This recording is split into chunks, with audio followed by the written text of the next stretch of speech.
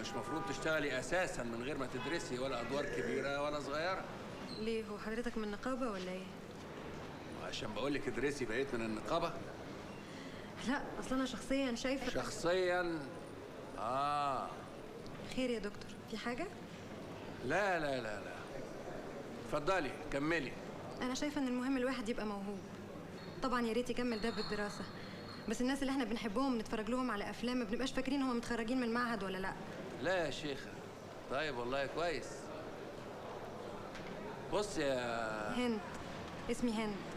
هند، هقولك على حاجتين يمكن ينفعوكي في حياتك.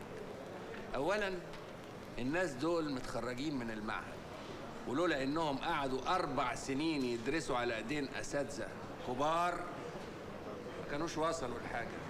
ثانيا، طول ما انت بتفكري بالطريقه دي عمرك ما هتوصلي لحاجه، وهتفضلي واقفه مكانك بتعملي ادوار قد كده. عموما متشكرة قوي على النصيحة. فرصة سعيدة. يلا.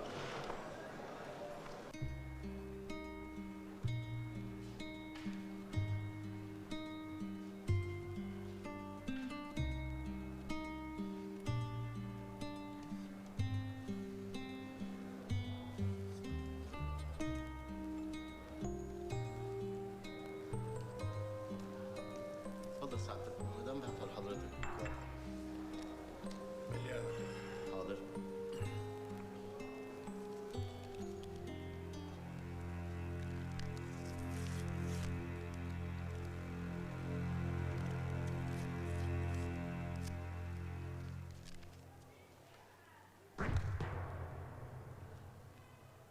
الو، ايه هاني، ايه الاخبار؟ تمام. بقول لك ايه، انتوا في دكتور عندكم اسمه محمود عبد السلام؟ طب انا عايزه احضر له محاضره. النهارده هنكمل شغل في الجزء اللي حضرناه من هاملت وعملنا له تحليل نص وشخصيه. يعني المفروض تكونوا حافظين صم، لان انا ما عنديش استعداد لاي واحد او واحده يطلعوا يهبلوا ويستعرضوا جمالهم وخفه دمهم. مين اخر 2 طلعوا؟ احمد يحيى ورباب. اللي بعدهم يطلعوا على طول.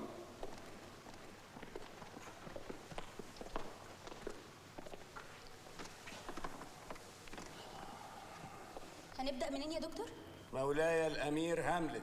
مولاي الأمير حملت، لعلك بخير يا سيدي. إني بخير، فلك الحمد يا جميلتي. مولاي، بودي أن أعيد إليك الهدايا التي حظيت بها منك. مني أنا؟ كلا، فأنا لم. يا ابني سيب انفعالاتك تطلع. عاوزك تحسسني بكل اللي بيدور جواك. استخدم صوتك. صوتك لازم يرج المكان يا جماعة. الصوت أهم أداة من أدوات الممثل. حضرتك معانا؟ انا أيوة. ايوه يا دكتور، هي معانا. انا اسف ان انا ما بلغتش حضرتك، دي الانسه هند صاحبتنا، وانا قلت ما يصحش تيجي لحد هنا وما تحضرش محاضره حضرتك. أي حد عنده ضيف بعد كده يبقى يبلغني قبل المحاضرة. عموما شرفتي. اتفضلوا كملوا. مولاي الأمير هاملت، لعلك بخير يا سيدي. إني بخير. يا ابني أنا مش حاسس بأي انفعال في صوتك. يا دكتور، طبيعة شخصية هاملت إن أزمته داخلية. يا حبيبي، داخلية خارجية المفروض توصلني، صح؟ صح يا دكتور. أنا عاوزك تتصور واحدة ست عجوزة سماعها تقيل ونظرها ضعيف وقاعدة في آخر كرسي في الصف. انزل يا ابني، تعالى اتفرج عليها.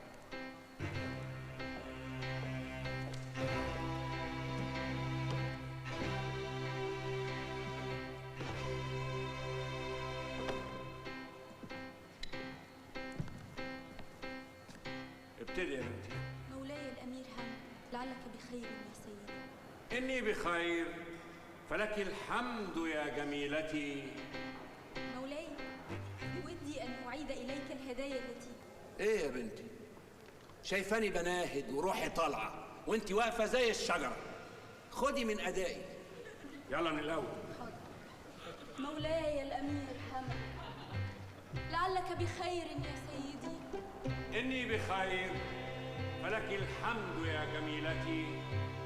مولاي، بودي أن أعيد إليك الهدايا التي حظيت بها منك. مني أنا؟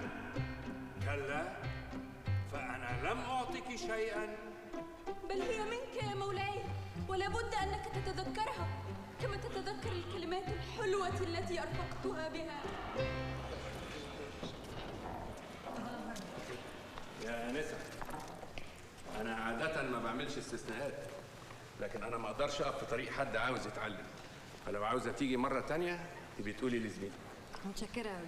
وأكيد طبعا اللي حصل قدامك النهارده ده ادالك فكرة إيه اللي ممكن تستفيديه من الدراسة الأكاديمية. لا، للأسف لا. أفندم، أنا ما اتعلمتش حاجة خالص. حضرتك بتدرس بطريقة غريبة قديمة جدا لدرجة تضحك.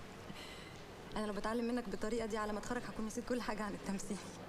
ما كنتش عارفة إنها عملت مسرحية كوميدية.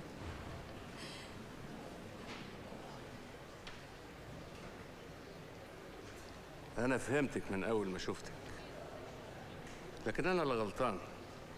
أدخل واحدة زيك محاضرتي. بره، اطلعي بره. بره، يلا يلا، بره بره.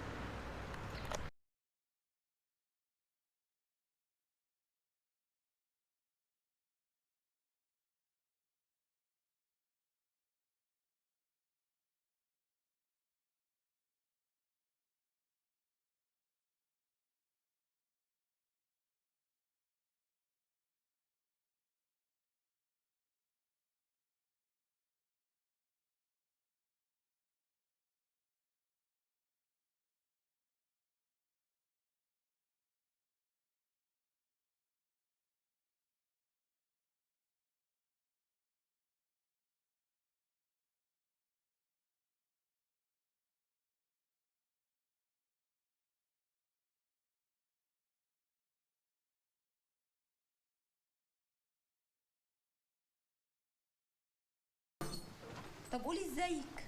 إزاي؟ في ايه؟ مالك؟ مفيش حاجة. ايه ده؟ انت كنتي بتعيطي؟ لا، شكلك مش طبيعي. مالك؟ الراجل المجنون بتاع المعهد اللي حكيت لكم عنه شتمني وهزقني قدام